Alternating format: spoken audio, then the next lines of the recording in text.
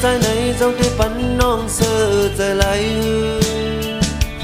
จงที่เป็นแห่งเธอปันน้องไหลหึงยามเมื่อทุกเจอเมื่อคิดเจอเมื่อน้องเหงาใจมีใจเย้าส่องซอยให้หายเหงา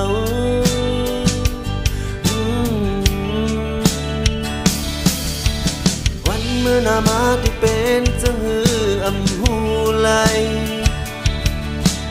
อำสั่งถูกน้องเตะเฮ็ดให้ปีเตอเจอ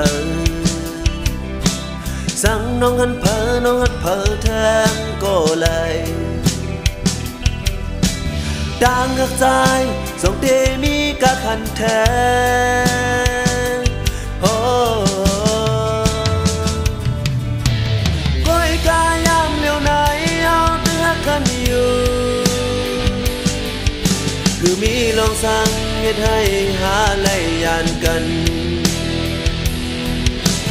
ปันคอมันแก่นจองไล่ว่าเดียมมีสั่งเฮ็ดให้หายันกันดังหักใจไหนยันปันน้องให้เสือเจอหน้าย้อนเป็นแห่งใจปันน้องไล่นำ